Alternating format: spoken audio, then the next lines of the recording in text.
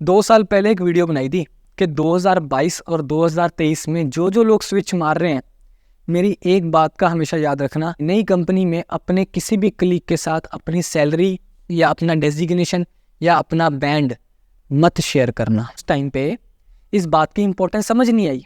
क्यों यार, ये तो सर फालतू की बातें करते हैं, ये तो सर रियलिटी से तो दूर की बातें करते हैं, बकवास करते हैं। रिसेंटली एक लड़के के साथ सेम सिचुएशन हो गया। क्या हुआ? ऑलमोस्ट ले ऑफ भी हो सकता था, बट लकीली सिर्फ प्रोजेक्ट से रिलीज हुआ। कैसे जानना है? चलो बताता हूँ, थोड़ा सा और डीप में चलता है इस बात को लेकर। अब एक बंदे ने एक प्रोजेक्ट ज्वाइन किया।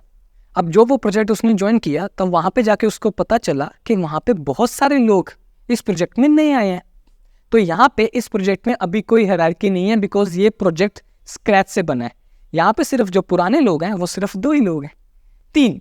एक है प्रोजेक्ट मैनेजर, दूसरा है योर सोल्यूशन आर्किटेक्ट, और तीसरा है तुम्हारा टेस्टिंग का टीम लीड। ना तो अभी तक स्क्रम मास्टर डिसाइड हुआ है, ना तो अभी डेव टीम में किसी को टीम लीड की पोजीशन दी है। ऐसा कुछ हायरार्की बना ही नहीं है। बस प्रॉब्लम क्या कर दी है इस प्रोजेक्ट में कि जो लोग हायर करें ना, वो ऑलमोस्ट सब सेम एक्सपीरियंस के ही कर लिए, मतलब मोर देन 6 ईयर्स एक्सपीरियंस, 6 से लेके 10 तक की रेंज के लोग हायर कर लिए। ठीक, अब हुआ क्या, सब का टॉप कंपटीशन। अब सब सेम एज ग्रुप के थे, तो बातें शेयर होने लगी, अरे सुनो ना, अभी सब स्क्रम मास्टर भी डिसाइड हो गया, सब हो गया, तो सुनो ना यार, वो स्क्रम मास्टर ना अपना ज़्यादा काम देता है, वो ना फालतू बातें करता है, काम करो अपना डेव का ग्रुप बना लेते हैं और उसमें पहले डिसाइड कर लेंगे कि ये यूज़र स्टोरी आएगी, तो सब एक साथ बोलेंगे कि ये कॉम्प्लिकेटेड है और इसमें टाइम लगेगा। ठीक है, बट उसमें से एक लड़का चालाक था। सब जो डेवलपर्स हैं वो डिफरेंट लोकेशन के हैं। ठीक है जी, कोई पुणे का है, कोई हैदराबाद का है, कोई बेंगलोर का है, कोई गुड़गांव का है, कोई नोएडा का है। ठीक, अब सब डिस्ट्रीब्यूटेड थे front end back and developers. अब उनमें से क्या किया, एक लड़के ने, वो बैचलर था, ओके, और एक बंदे की जस्ट शादी हुई थी। अब उस जो बंदा बैचलर था वो उसी कंपनी में वो पिछले 4 साल से है। ओके, 4 साल से उसी कंपनी में है, उसने कोविड के टाइम पे स्विच नहीं किया। अब जो दूसरा बंदा आया, मैंने बोला जिसकी अभी रिसेंटली शादी हुई थी, वो अभी जस्ट 6 महीने पहले ही आया था प्रोजेक्ट। कॉमन सेंस लगाओ कि जो बंदा 4 साल इस कंपनी में है, उसकी सैलरी कम होगी क्योंकि उसने स्विच नहीं मारा, उसको शायद हाइक नहीं मिला होगा, प्रमोशन नहीं मिला होगा शायद, है ना। अब जो नया आया है और ऊपर से वो 1-2 स्विच मार के आया है, तो चांसेस बहुत ज़्यादा है कि जिसने पिछले 4 साल में स्विच मारे हैं, उसकी सैलरी उसके पिछले 4 साल 5 साल से जो भी हुई होगी बहुत ज़्यादा होगी, डबल ट्रिपल तक पहुंच चुकी होगी, मिनिमम। ओके, क्योंकि हाइक अच्छे मिले ना, पिछले 21, 22, 23 में हाइक अच्छे मिले थे, 23 भी स्टार्टिंग तक ही मिले थे, उसके बाद तो मिलने कम हो गए थे। ठीक है, अब समहाउ स्क्रम मास्टर डिसाइड हो गया। अब स्क्रम मास्टर भी जो डिसाइड हुआ ना, वो भी एक्चुअली निकला समहाउ 32 ईयर्स बैचलर, शादी नहीं हुई। तो अब उसको चाहिए था, होता ना एक सीनियर मैनेजमेंट, पूरा दिन बंदा थोड़ी काम टेक्निकल करता है, थोड़ी सी चुगली वुगली भी चाहिए होती है। अब वो बंदा आता है इधर, है ना, गुड़गांव।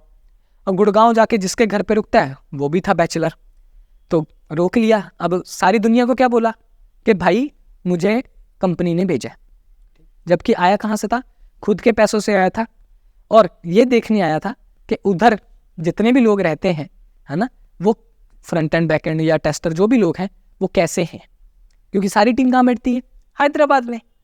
तो वो डिफरेंट लोकेशंस पे जाके ऑब्जर्व करना चाहता था। तो उसकी दोस्ती हो गई इस बैचलर से। अब बैचलर से उसने सारे राज पता कर लिए कि कौन क्या है। अब लास्ट में जाके क्या किया उसने पता है, बैचलर को बना दिया टीम लीड। अब बाकी सबकी लग रही है वाट। क्यों? वो बैचलर से उसने सारे राज पता कर लिए थे कि कौन क्या कैसा काम करता है, समझ गए। और उसको बैचलर को फाइनली उसने क्या किया, 2 लोगों को प्रोजेक्ट से, एक फ्रंट एंड को एक बैक एंड को प्रोजेक्ट से निकाल दिया, स्क्रम मास्टर को बोल के कि इनकी परफॉर्मेंस अच्छी नहीं है, इनको निकालो। रियलिटी में क्या था कि जो मैंने स्टार्टिंग में क्या बोला, जिसने पिछले 4 साल में 2 स्विच मारे होंगे ना, उसका पैकेज बहुत अच्छा होगा। तो जिसकी भी रिसेंटली शादी हुई थी, उसका पैकेज इससे बहुत ज़्यादा था, ऑलमोस्ट एक्सपीरियंस सेम था, 6 महीने 1 साल का फर्क होगा, पैसा बहुत ज़्यादा था। अब इस बात को इसको चिढ़ हो गई कि भाई इस कंपनी में 4 साल से हूँ, टीम लीड भी अभी बनाया है, ठीक है, पैसा तो नहीं बढ़ा है, ये बंदा टैलेंटेड, अगर ये इस प्रोजेक्ट में रहा तो मैं गया। तो एक काम करो, इसको सबसे पहले निकालो, समझ लो।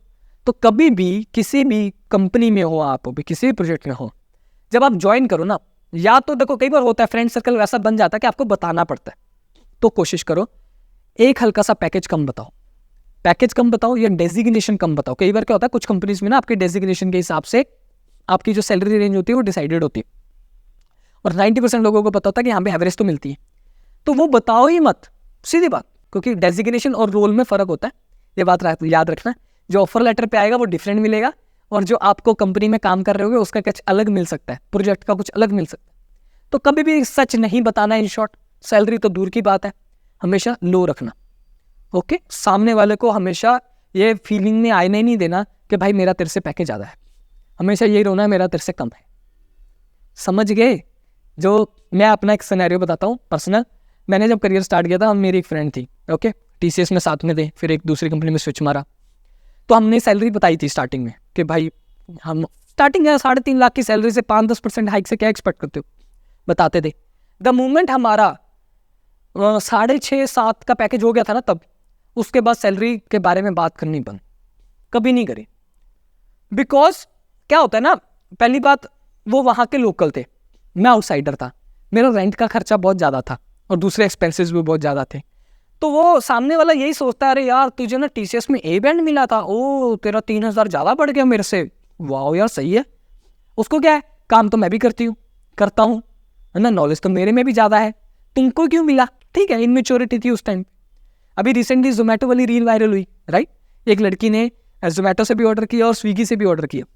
जोमेटो वाला जल्दी आ गया और स्विगी वाला लेट आया। उसने बोला कि जो जल्दी आएगा, मैंने सोचा हुआ था कि मैं उसको 1,000 या पता नहीं कुछ पैसे मैं उसको ज़्यादा दूंगी, 1,000 रुपये दूंगी एग्जाम्पल। तो वो बंदे ने क्या बोला पता है? बोलता है नहीं, मैं एक्सेप्ट नहीं कर सकता, क्योंकि मैं बहुत पास था अब लोकेशन के, मेरा यहीं पे ऑर्डर था, तो मैंने आपको दे दिया। मे भी शायद उसका ऑर्डर दूर से आ रहा होगा।